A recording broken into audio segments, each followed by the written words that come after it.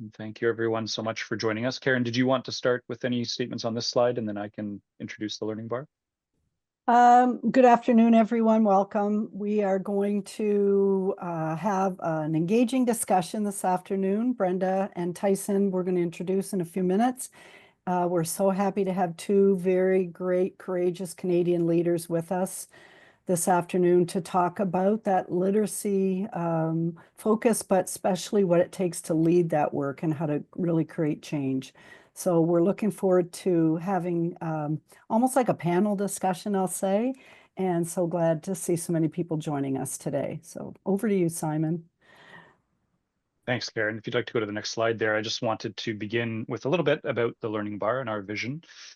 So really what gets us up in the morning and keeps us motivated is partnering with educators such as yourselves. Give all children the opportunity to thrive, right? And we want each and every child to improve in terms of their learning outcomes, their lifelong journey, and the well-being, their overall well-being. Before we go any further, I'd also like to acknowledge the land on which we work and gathered is the traditional unceded territory of the Wolastoqiyik or Maliseet peoples here in Fredericton, New Brunswick. This territory is covered by the Treaties of Peace and Friendship, first signed in 1725. And those treaties recognized the Wolastoqiyik people's title and established rules for what was to be an ongoing relationship of peace, friendship, and mutual respect between equal nations. We're humbled by the Indigenous communities with whom we work as they share their truths, their teachings, and we're also humbled by their unwavering focus on creating a better future for their children. Continue to learn, be inspired by, and stand in solidarity with the First Peoples of Turtle Island.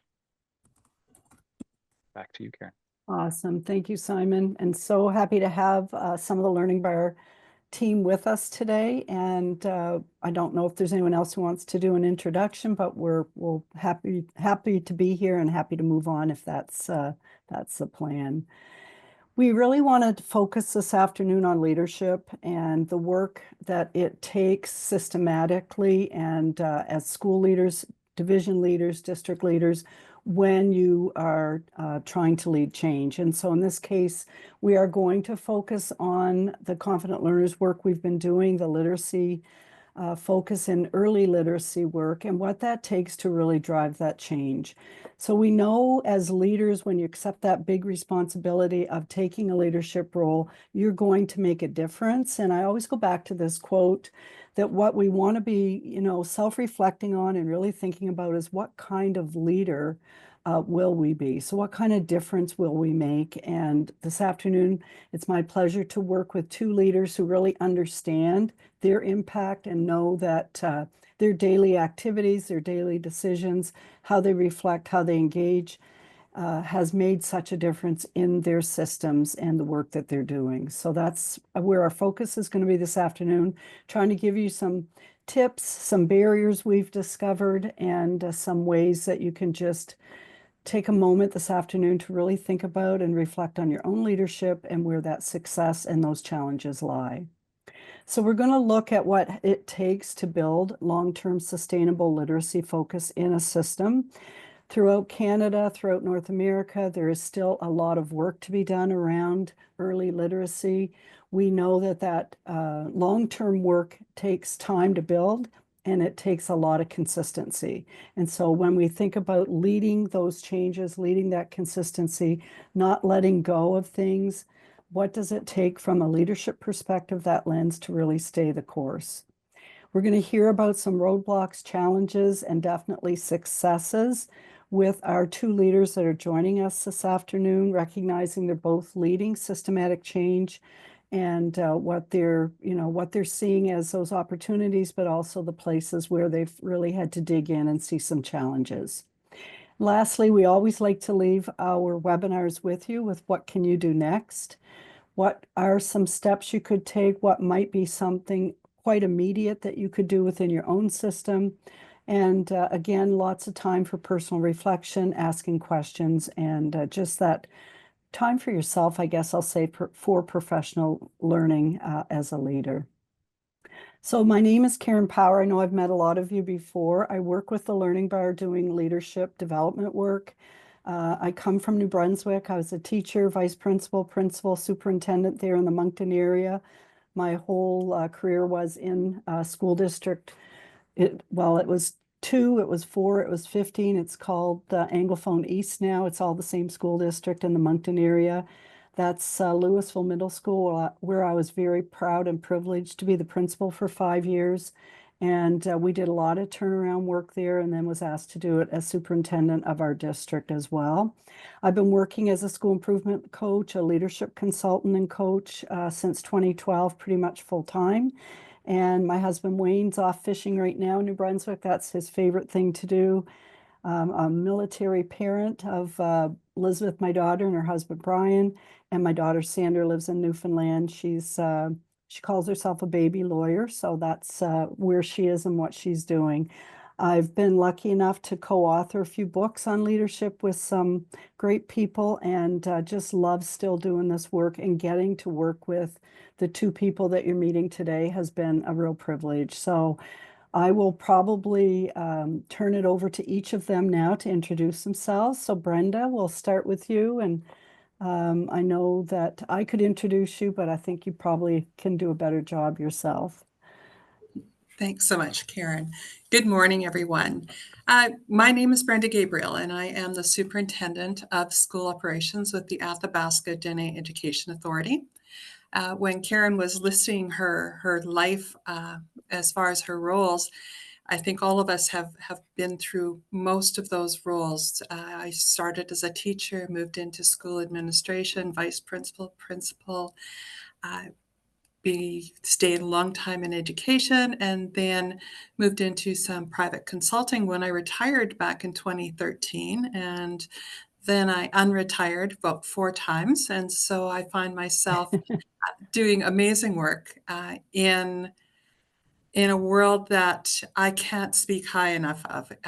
Looking at retiring again, maybe it'll be the final time, but this world that we live in with the Athabasca Dene Education Authority is certainly one of the most unique opportunities I've had in my career. I have started as the superintendent of curriculum and instruction, which is how we began with working with the Learning Bar. If you take a look at the map, Prince Albert, many of you have heard of Prince Albert. We're about the center of the province. We are closer to the American border than we are to our schools. They are fly-in communities. We have one that's a short drive from PA is about 14 hours to get to Black Lake, Saskatchewan. Fond du Lac and Wollaston are both flying communities, and I used to have some jitters about flying. No problem now. We've been in all kinds of cargo planes and everything to get back and forth to communities, and even have done the ice road a few times. So that window is just a view of our beautiful northern country. It's absolutely amazing. And literacy has been near and dear to my heart. When I retired the first time and went into consultant work, I focused on literacy. And so being able to come and work with this organization and really build those literacy skills of our young people has been just an amazing experience. So I look forward to sharing with you some of our challenges and mostly our successes. So thank you. Tyson, your turn. Thank you, Brenda. It's really difficult to follow Brenda and Karen, but I'll do my best. I think our journey for all of us online, it starts as a young educator wondering if they've made the right decision to enter into the education field. I did that, I think, in 1996, and never have looked back really. And what education has provided me and what my organization has provided me is an opportunity to grow and grow in different ways. So as Karen alluded earlier, I started off as a phys ed teacher, then I moved into a classroom setting, and then from a VP to a principal, and then had the opportunity to work with Frontier School Division about 20 years ago, started as a divisional coordinator, and then moved my way, as you say, through the ranks of the organization, and have been provided a really good opportunity to have an impact in education. And I think, we'll discuss some of the challenges and the next steps and successes throughout the presentation today, but very thankful for where I am today and provided the opportunity by our Board of Trustees, and really looking forward to sharing with you my experience as an area superintendent and how we moved it in our area, and then look at it from a systems perspective as well as now being in charge of our entire division. I think in regards to geographically, to give you a little bit of a picture, we are geographically the largest school division in Canada. We cover 485,000 square kilometers. And like Brenda, our closest school to our main office is 2 hours, and our farthest is a 3 hour flight. If we were to drive it, it would take us probably 25 hours to get there. So geographically diverse, but also provides us with a real great opportunity to have impact in the work that we do with all of our Indigenous population and non-Indigenous population. Thank you so much. And Brenda and Tyson will be sharing lots of their successes and challenges also with you in a few minutes. I'm just going to give you a little bit of, I guess, a bit of an overview of how we've been working as TLB works as partner with both Athabasca and with Frontier. It's all based on that premise that we know that learning to read transforms lives. So we're wrapping leadership, we're wrapping teacher instructional change, we're wrapping understanding formative assessments, we're wrapping all those pieces around really good instruction based on the science of reading into that bigger picture that we know if without reading skills, students are likely to have more deficits in their lives. So we want to prevent students from dropping out. We want to prevent low literacy rates that contribute to poor hygiene, diet, mental, physical health, all those things that we know come up, and certainly living in that generational poverty. So continuing to work on literacy skills, no matter where you are right now, joining us from, you know that every time a little person becomes a reader, we're giving them that opportunity for a more successful life. And so that's really what we're doing as we work with these two partners. We've been working with Frontier for 4 years and with Brenda and her team for 3 years. And it really is just about, getting that early literacy work really, really set and building leadership skills around it. So we're doing it with that wraparound service. And it looks a little bit like this. So the leadership piece that I'm able to support is really developing leaders at all levels. So we work, through some themes, I guess I'll say, on helping create those intentional actions. So helping principals, vice principals, division, district leaders understand that accountability piece, the commitment to actions, being able to take time to read and personally reflect. So there's some professional learning built in. And again, it's all with the premise that we're understanding, we're supporting teachers as they create change in their classrooms. And so we don't want to leave out the leadership piece, and we understand the importance of that leadership role. So these are the tenets that I kind of come to work with every day. We build it, we build the year, I guess I'll say the PD around some key topics. So we come back to school culture quite often. We definitely focus on instructional leadership. We focus on using data, so that evidence-based piece. We've been working hard to build shared leadership so that we're building capacity as we go. We want principals especially to be student-centered and to understand what that means in a school. So we work hard on those pieces, looking at student by student data, helping principals have conversations with teachers about what they're seeing instructionally, what their students need. And again, trying to build that through that collaboration. So building collective efficacy where principals work with each other. We do virtual leadership sessions. They work together in breakout rooms.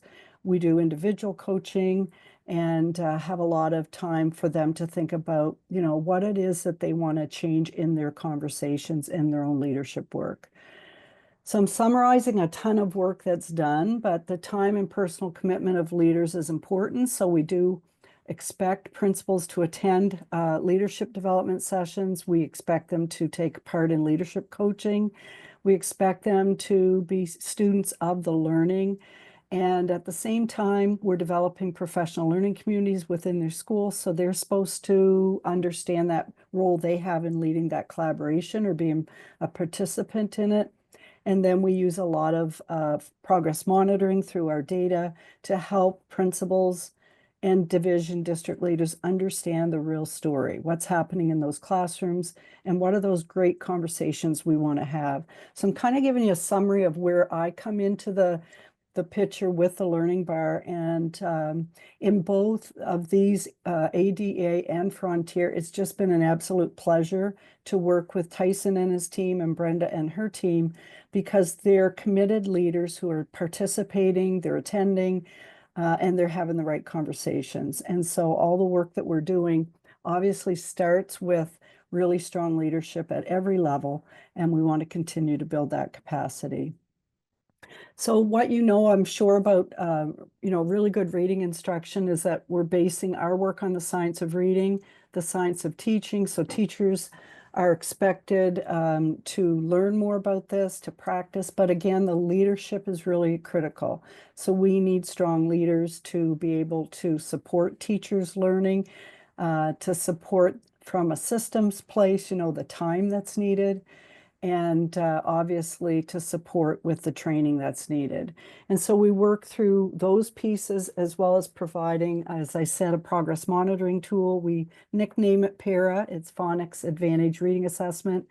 You mostly would hear it in Confident Learners referred to as PARA. But again, from a leadership lens, we're trying really hard to help principals and division district leaders understand that systematic way to use data. So how do we look at class reports? What do we do when we see students are behind? What do we see when we see a class that's not being assessed frequently enough? Where are the students going? What do they need next? And how do teachers plan lessons based on progress monitoring? So it's not a benchmark. It's really meant to be an instructional tool. And that's definitely been a piece of that leadership work we've been doing at the school level to help principals see it that way as well. So they get reports that look like this. And, there's a lot of data there, but we build leadership skills around this. And so all the work that Tyson and Brenda are doing with their leaders is really helping them understand what you get out of a class report, what does it tell you about student needs, and how do we continue to be really formative in our practices. So as I said, we started with ADEA in 2022. I remember going, Brenda, for the first time to meet your principals in person in Prince Albert. And when we started, we had 83.39% of the students in grades 1 to 5 in emerging. And so one of the first things you see on that peer assessment is that there are the first 5 challenges. That category is called emerging. And so these challenges are right here. And so when we started in the 3 schools in Athabasca, we had 83.39% of the students in grades 1 to 5 all in emerging. So they were still learning about concepts of print, lower uppercase letters, sound letter correspondence with the first basic phonemes or decoding. And as of last week, we are down to 26.55% of the students in grades 1 to 5 in the 3 schools still in emerging. So a lot of those would be those grade 1 students that started this year. And even those numbers are getting quite low for this year. So we know that with consistent leadership, with consistent application and implementation with fidelity, we have the ability to become, to make sure we're creating lives with reading as part of those lives. So those students are becoming readers. The current reality in ADA continues. We had all 3 schools had 100% of their students when we started in phase 1, which is the first 25 challenges. As of this week, we have 34.7% of those students have completed phase 1. And that means that, we've got 60, I'm doing the math here, 66% of those students still in phase 1, but those are 25 challenges, so that means that we're getting closer and closer to students having those stronger literacy skills to get into deep comprehension, complex text, and we really know that that's moving the needle for students and their learning. Their balloon chart is something both of these divisions get. On a weekly basis, we update these so they really see the big picture, and we're enjoying watching these balloons move up here across the top in both. They're moving from phase 1 to phase 2, phase 3, phase graduation, phase 3, 0. We want to get from 0 there. We've got up to a few students now graduated in Athabasca, and that's what we continue to watch. So we continue to watch phase 1 becoming smaller, and 2 and 3 growing, and then the graduation. So, you know, it's that slow and steady, continuing the progress, continuing to teach teachers how to become better instructors, and for us to all work on that accountability of progress monitoring. So in Frontier, we're in 37 schools with Tyson and his school division. In 2021, when we started, we had 92.6% of the students in grades 1 to 3 in emerging. So 92.64% of the students were still working here, right? So that's lowercase, uppercase, concepts of print, again, basic decoding starting. As of last week, we only have 36% of the students left in emerging. And again, this is mostly or primarily the grade 1s from this year. And so those 2s and 3s have moved on. We know that they're moving on to great reading skills. Again, when we look at that bigger picture, we have 22% of the students in Frontier have moved through all 25 of the first challenges. So they know all 44 phonemes, they're decoding. And so for those of you familiar with literacy work, you know that those skills mean I can read. I've become a reader. And so we know we've created reading, you know, lifelong reading skills. And then as we get into phase 2 and 3, we just continue to build that deeper comprehension with more complex text. And again, Tyson's division gets a balloon chart every week. We update it. We're continuing to watch phase 1 get lower and lower, phase 2 grow, phase 3 grow, and the graduation rate continue to grow. And so all of this accountability, we just don't go away with it, and it takes leadership to stay on top of it. So I'm going to turn it over to Brenda and Tyson to talk about challenges, successes, how they've got where they have been, they are right now with this literacy work, and just some really great things for us all to think about in terms of actions they've taken. So Brenda, I'll turn it over to you first. I don't know if you have slides to share or...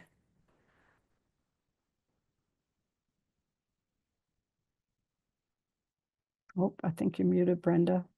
I'm muted here now. Okay. No, I just have myself to share. So that's okay, awesome. what we get today. We get raw Brenda. So thanks, Karen. So good afternoon, everyone. I think we're almost at afternoon in Saskatchewan, but I think that across the country it's quite different. So I'm thrilled to be able to share some information with you, just some of our experience with the Learning Bar, Confident Learners, and the pair assessments and the growth of reading in our students, which has been so exciting for us. I just want to tell you a little bit about our world with the Athabasca Dene Education Authority.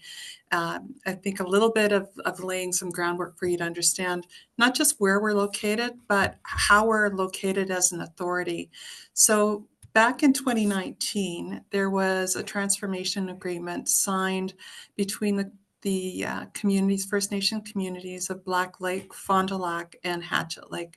And at that time, the chiefs and councillors agreed to turn over the responsibility for education, funding, everything to do with learning for children to their own authority. So we became the second authority in all of Canada at that point in time, and started our work. Although, as you know, in 2019, it wasn't very long after that the pandemic hit.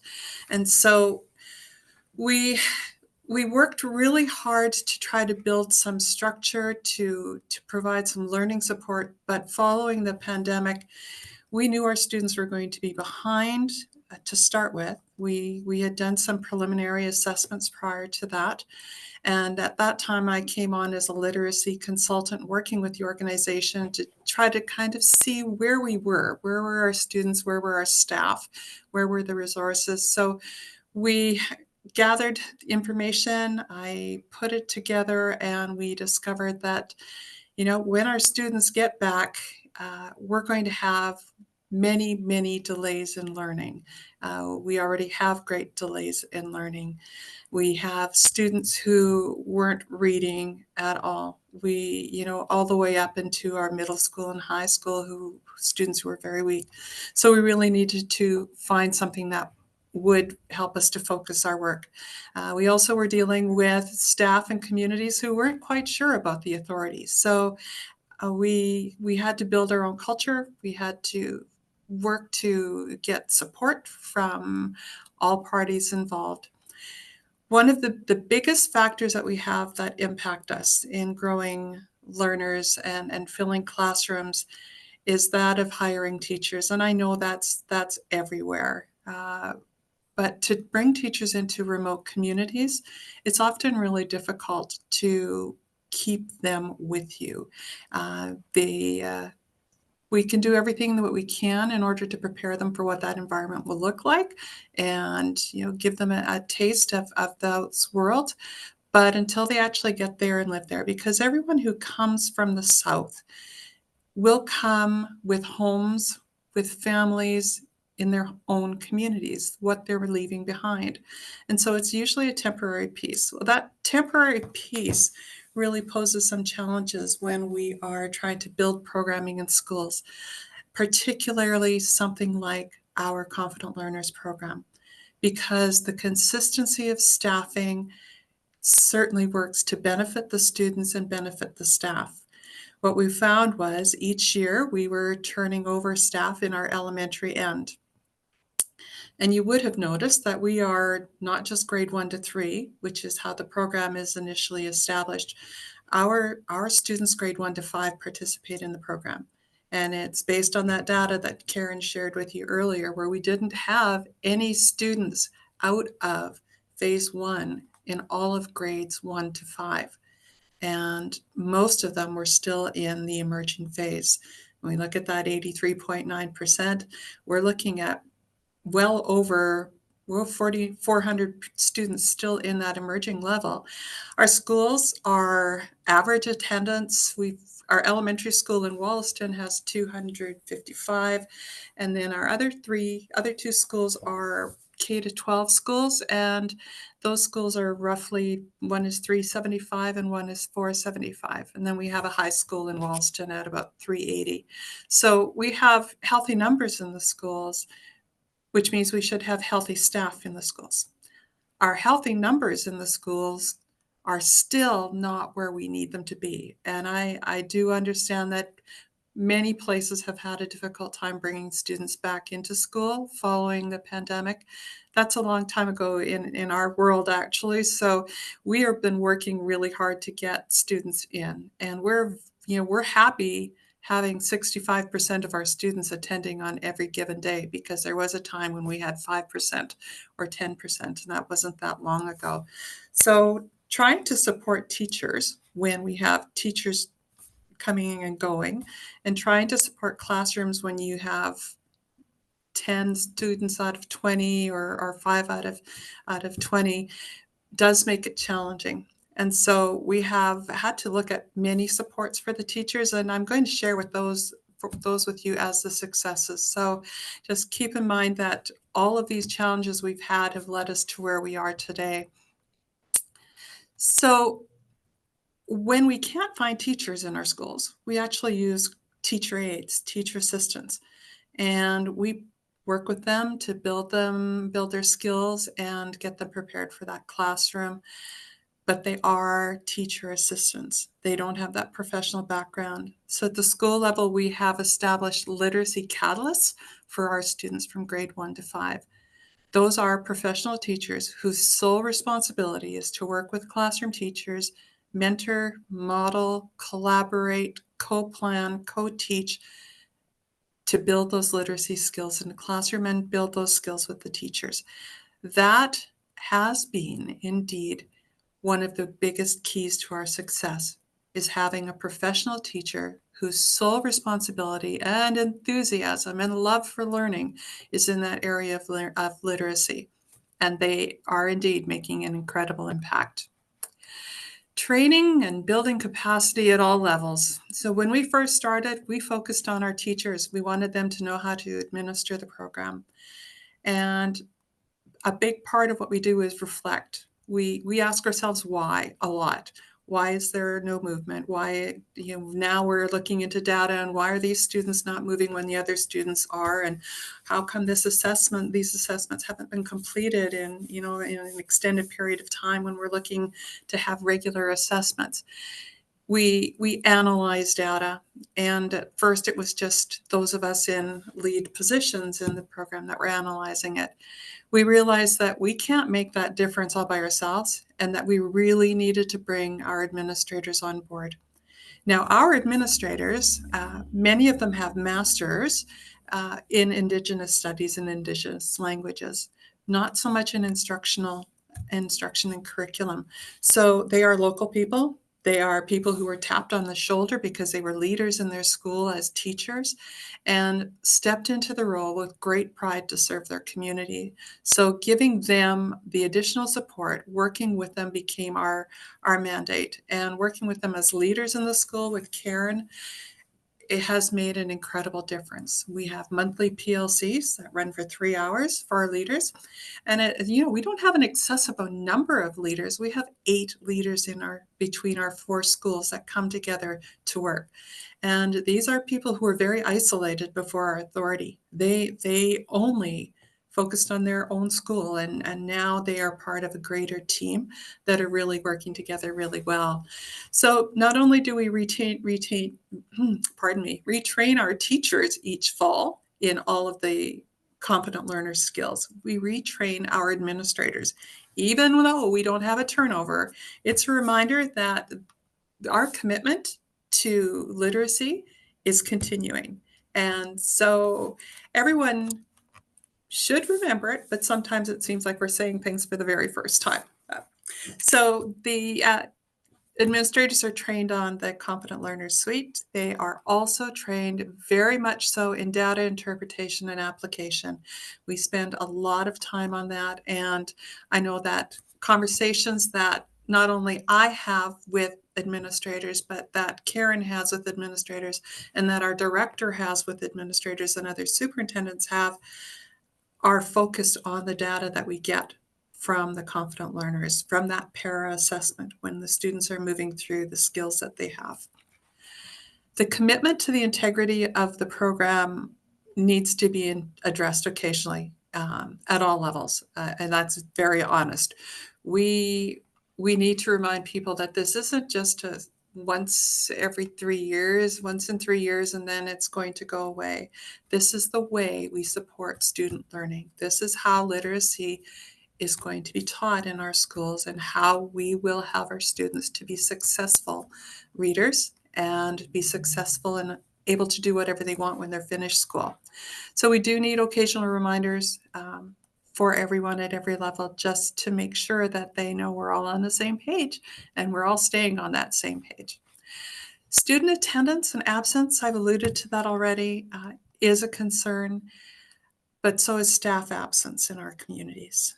There are some Monday mornings, administrators will go into their schools, and when they have a staff of anywhere from 60 to almost 80, they'll have 20 people missing. And we've become very flexible in finding ways to support those classrooms. But it's not something that we would normally see in Southern schools. In my years of working provincial system, I don't recall anything like that. But it's something we deal with almost on a weekly basis. And we work together on it. It's not left to the principal to figure it out all by themselves. It's certainly a team commitment. So knowing that we're on a timeline and that I have to talk about our successes, I'm going to jump into that. It comes from many people caring a whole lot about the learning of children. The very first part is our partnership that we have with the Learning Bar. We take a look at our steering committee. That's our first level of support. And within that steering committee, we meet monthly. The founder, Dr. Doug Willems, joins us, the director, the CEO, client success manager, superintendents, and anyone else from the Learning Bar who we may be needing their services for. So if we're really looking at data and understanding data, we'll pull someone in to help us. So we meet monthly just to take a look at how things are going, where we're needing support, questions that we have, and we share our successes. We love celebrating in our organization. Oh my goodness, we love celebrating, and we've had a lot to celebrate. So we have a chance to share with all of the people who make the main decisions in the organizations. Then we have our central office supports. We have a superintendent of curriculum instruction and myself and a special ed superintendent. And we have literacy coordinators in the office. We have a literacy coordinator for grades 1 to 5 and one for grades 6 to 12. And their sole responsibility is supporting the literacy needs of teachers and students in the classroom. When we look at the school level supports, we have all of the people that I've just mentioned. Our school-based administrators they know the language. They understand the program and often they will know exactly what they need for supports and will let us know. Our literacy catalysts, as I said, that's one of the key successes, and we have 3 amazing ladies. Not that don't want to hire men, but we don't have any men interested in being literacy catalysts right now. But they are amazing at their work. They build relationships with teachers. They focus on student needs. They not only work with the teachers, they spend part of their time, 25% of the time, they actually do some intervention groups.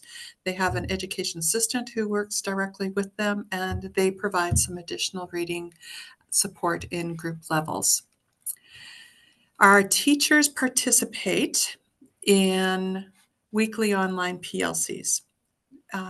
And those have been very flexible right from the beginning. At the very beginning, we met as schools. On a Monday, it would be Black Lake. Tuesday, Father Gamache in Fond du Lac, and Wednesday would be Hatchet Lake. We did that for the first year and part of the second year. And then we had, as teachers were growing in their skills, they wanted to be able to collaborate with teachers at their own grade level. So we made the move to switching to grade alike groups. And once again, they met once a week for an hour to be able to do that. This is done during class time, during school time, and provided coverage for those teachers to be able to participate. We are always listening to the needs of teachers and administrators, and we are at the point now where for the next couple of weeks we're experimenting with an opportunity for teachers to have one-on-one coaching with our coaches through the Learning Bar. We have 2 coaches who work with us. So for the next 2 weeks, teachers have half-hour sessions to be one-on-one with a literacy coach to take out their own data and work with that hand in hand with these ladies to provide some clarity, to answer some questions that they might have that they may not feel so comfortable with during the groups.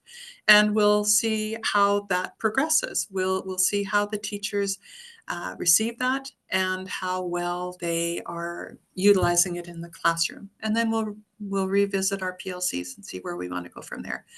Lots of changes as we go, but this process requires lots of changes as we go to make sure that we're meeting individual needs, that students are learning, and that's the number one piece. Our school level supports vary in frequency, but where we have school-based administrators meeting regularly with teachers and visiting classrooms often, understanding the instruction process, we've increased capacity of teachers, and we definitely increase the readability of the students. Our literacy goals are built into our ADA strategic plan, as well as school improvement plans. And teachers build their own SMART goals for their students. So it's busy. It's very busy for everyone. Data is really important. Everyone speaks data. Students understand data because they actually ask teachers to be assessed. We celebrate learning daily in schools, and we celebrate as an authority twice a year at Christmas time and in June. And it's a celebration for not only administrators, it's a celebration for our catalysts and our teachers.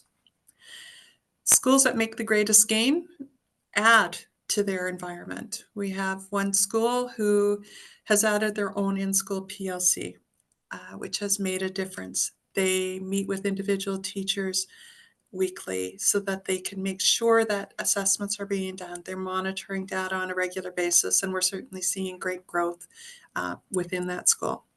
At ADEA, we're growing leaders and readers. Our admin and teachers are leading literacy, and we finally have readers in classrooms, in all classrooms, and that's amazing for us. So thank you. Thanks so much, Brenda. And I'm just going to add before we turn it over to Tyson that Brenda and her team are present. I think one of the biggest things that we all notice and learn about as we try to create change in schools is that we have to have that consistent presence.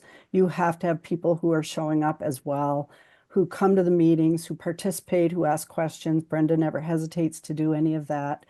And we need that as a partner, right? It can't be left alone to the schools. And we certainly see that with Brenda's leadership. So Tyson, I'll turn it over to you now and look forward to hearing Frontier's challenges and successes.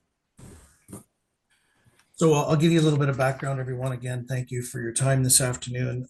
Just to give you an idea of our division, I shared with you the geographic spans that we cover. Our student population, K to 12, is approximately 6,800 students, and of that, we have approximately 70% of our student populations is First Nation descent, and Indigenous descent is almost 90% across our division. So as Brenda shared with you, where they're working with their 3 schools and their grade 1 to 5, we're doing very similar work. We've been very strategic. It's built into our strategic plan where literacy is a primary focus. And we know very well that students who leave at the end of grade 3 with grade 3 reading levels excel in life. And I think it alluded to Karen talking about it a little bit earlier, the importance of literacy at such a young age for our youth in our country. And there's lots of statistics that will prove that without literacy, students will struggle through life. And about 4 years ago, our division sat down, we looked at our literacy scores. We have many challenges in our communities. We're rural, we're remote, we're isolated. Similar things that Brenda shared with us around attendance. But I think one of the biggest and most powerful things that we did as a division is that we as a division built it into our strategic plan and made it very well known to all of our partners, whether it's a provincial community, one of our 15 education agreements with First Nation partners, that literacy is going to drive us into the future. And literacy is going to it's going to be the equal playing field for our youth. And we took it to heart. And we as adults in our roles, we've been gifted with a lot of great things. It is now our opportunity to share that gift of literacy with all of our youth, early years, middle years, and through high school. So in our program, in partnership with the Learning Bar, we have approximately 1,650 kids that are currently enrolled in grade 1 through 3. And of that, we have approximately 150 staff supporting that work. As Brenda shared with you in her schools, administrators, literacy leads, divisional supports, we have that in place in our division. And for the first 3 or 4 years, let's say the first 3 years, and Karen, jump in. As you know, my mind goes a little bit sometimes and I speak a little bit too abruptly, but I'll try to keep it as clean as I can today. In regards to that, I think for folks on the call that are really giving this consideration, it has changed lives in our school division. And I want to say that wholeheartedly, our data will support it, but it's also changed our teachers. And for those teachers who have embraced this work, they, in my mind, I've seen generational professional development within our teachers. You can look at Hattie and the effect size. And when Karen talks about teacher efficacy, I can see teachers entering into this program 4 years ago that questioned it every step of the way.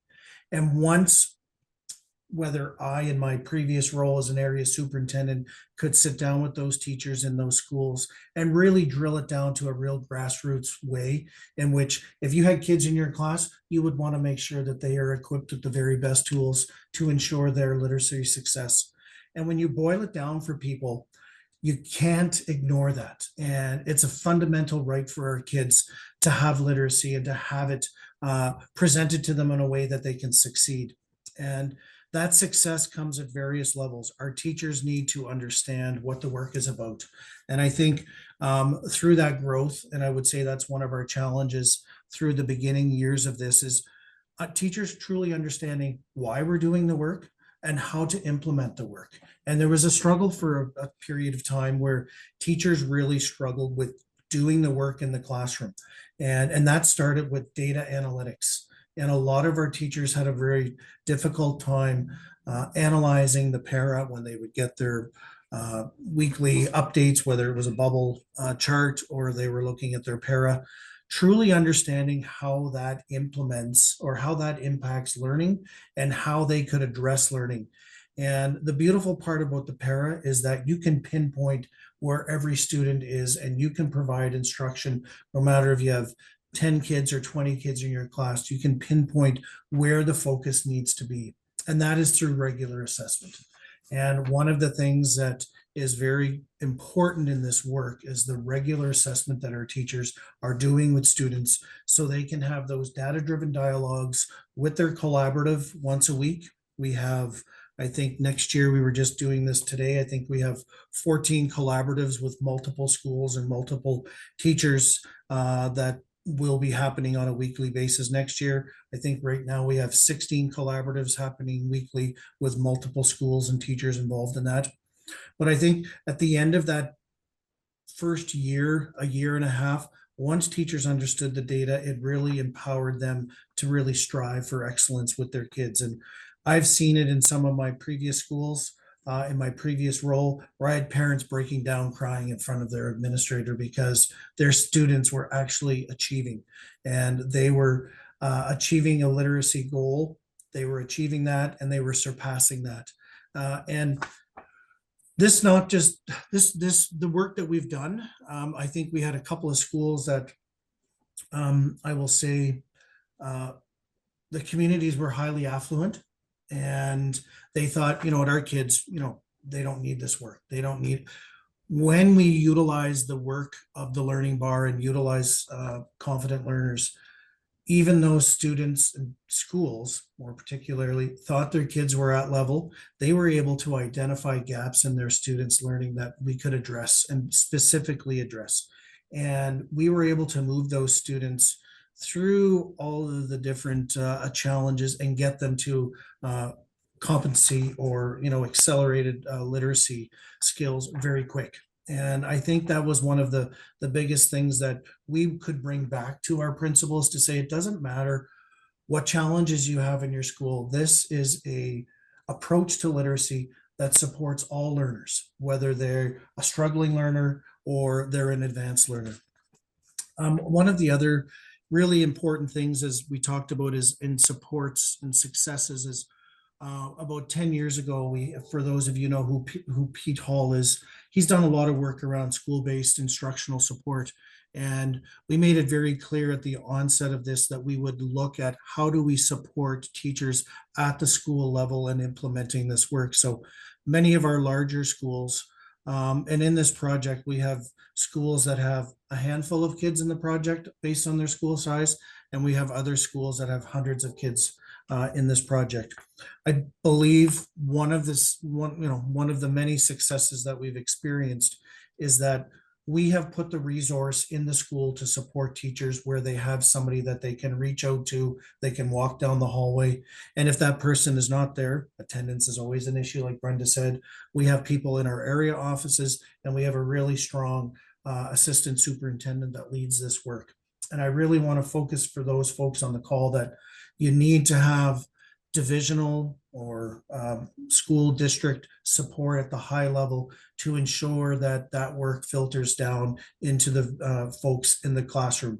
And I will be very honest. One of our challenges from the beginning of this is we were a very top-down approach to our messaging, and it was division offices saying this. So in order to bring the troops together in doing this important work, is we created a group of administrators within the group called Guided Coalition, and we were able to reverse that direction of information rather than a top-down approach from a grassroots approach and moving it up through the organization. And that group of 10 has provided us with support, has provided their peers with support on some of the challenges that we see on a daily basis in our school. And we've been able to sit down with that group and identify, strategize, and put actions into place to support schools to implement this important work. This work wouldn't have happened without Karen's amazing instructional leadership with our principals. Karen meets with our principals once a month. She meets with all of the superintendents every month, and it's been invaluable. And I think she can share with you, and I'll try to keep it to another 2 or 3 minutes, Karen, so I know you've got some things to say. But the work, it's not just working with teachers, this is working with administrators and providing that instructional leadership. And that is critical to this work. If you have great teachers in your schools implementing the work, you also need a very strong instructional leader to drive that work and to challenge people in their classroom to work harder and to strive for bigger and better things. One of the other things I think as a division, and I think we've seen success, is providing that support at the various levels, at the school, at the area, and at the division level, to ensure that people feel comfortable in doing the work. And the other part of that is when people don't feel comfortable, let's call it a red flag, we would identify supports to immediately provide that teacher, provide that literacy coach, provide that area support coach, to ensure that we are putting resources where it needs to be done so we can have maximum impact in the classroom. One of the other components that we've seen real success on, and I think it's also been very beneficial for the learning bar as well, is to see our realities. And all of our realities are very different. We've got an amazing group of TLB coaches that support us on a weekly basis with our collaborative meetings. But those coaches have also been able to visit our school division and be boots on the ground working in our schools. And I think that is one of the greatest things that we've done, allowing those individuals who lead those collaboratives on a weekly basis to understand where our teachers are coming from when they've hit a wall or they really feel defeated that day. And, they all want the very best for their kids. And sometimes they just don't have enough toolbox or tools in the toolbox to move that student forward. And I think the collaborative approach that we have with our team, also with the coaches from the Learning Bar, really provides an amazing opportunity for not only our students to grow, but our staff to grow professionally. And I can't say enough about the work that we've done. It's not easy work. We know that.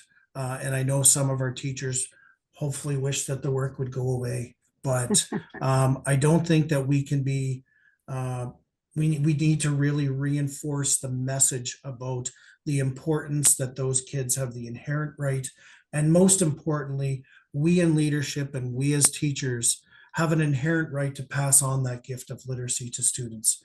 And I could go on for a long time, as Karen knows full well. But I do want to really emphasize the importance of that regular collaborative approach if you are looking at doing this. It's not something you do once a month. It's not something you visit every bi-weekly basis. It's intentional work every day, and supporting your staff to ensure that they have the time. And when Karen talks about intentional time, grab a couple of her books. It's very direct in the way in which it needs to be approached. And that's from a teacher's perspective and also from a leadership's perspective. The one last thing that I want to share with the group is ensuring that, and I can't stress it enough because I found the struggle in my first 3 years in doing the work, and not a struggle, but something that I needed to be aware of, is ensuring that the folks in the trenches on the ground, those teachers have a crystal clear understanding of what the work is about. And I was blessed enough to have a really strong literacy coach for my 9 schools.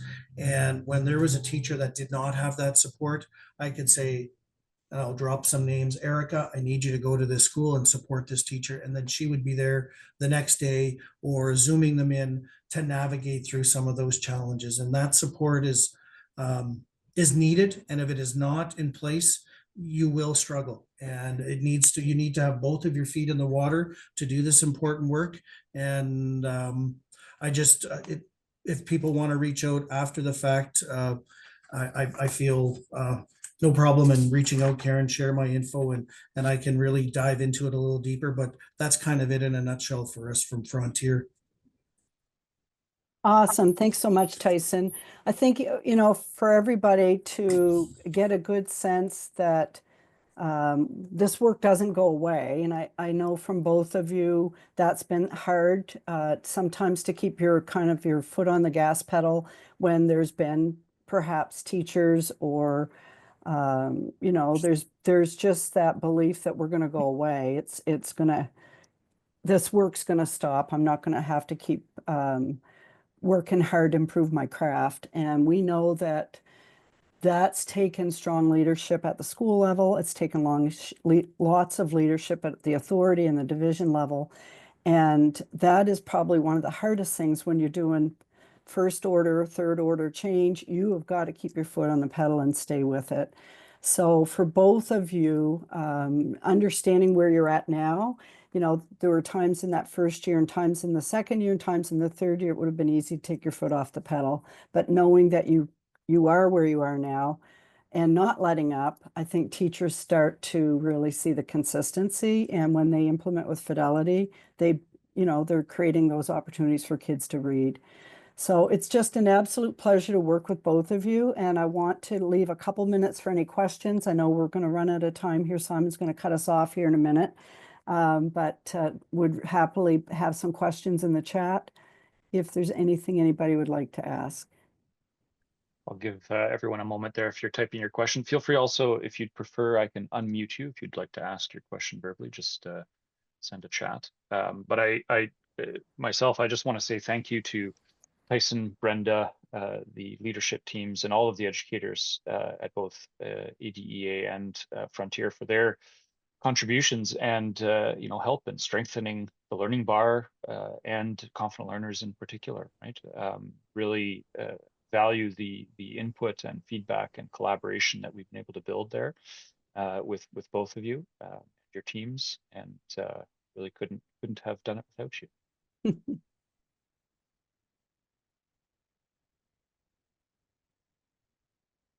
We got some thank yous in the chat, which is great. And Simon, unless there are any other questions, I think we're probably good to go. And if you're if you're like us or like me, I sometimes will think of things afterwards. So you're welcome to reach out to us at any time. And I know that our panelists, are always open to answering questions, and certainly we'll do our best to follow up. We'll also be sending out a recording and a follow-up message there with some of the details so that you can reach out. So thank you very much for attending today. We look forward to further conversations and learnings about your literacy successes and challenges.